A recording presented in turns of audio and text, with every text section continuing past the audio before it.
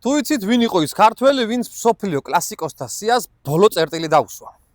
ეს ადგილი რომში საუკუნეების მანძილზე აგროვებდა მსოფლიო ლიტერატურის ვარსკვლავებს.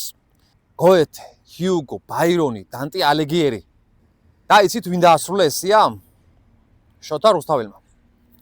ეს ბორგეზეს ვილაა და არა უბრალო პარკი. წარმოიდგინეთ 80 ჰექტარი, ანტიკური ტაძრები, თეატრი, 6 მუზეუმი, მათ შორის მსოფლიოში ერთ-ერთი ყველაზე დიდი მუზეუმი, ფანტანები, მედიჩების ვილა, მსოფლიო მოღვაწეთა ხეივანი, სადაც მსოფლიო ლიტერატურის ბუმბერაზების ქანდაკებებია.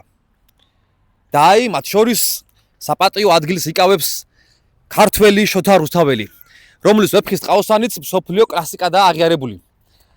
2009 წელს რომის ხელისუფლებამ გადაწყვიტა, სწორედ აქ შოთა რუსთაველის ბიუსტი დაედგა და ამით მსოფლიო მოღვაწეთა ხეივანის კარი დაეხურა.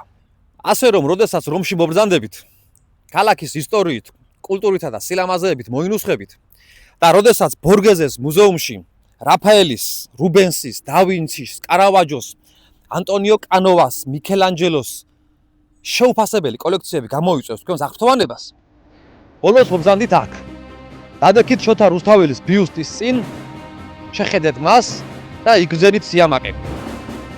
სწორედ აქ მსოფლიო გენიოსების გვერდით დგას ქართველი ბუმბერაზი პოეტი და ეს ნიშნავს, რომ საქართველო ამ დიდების ნაწილია.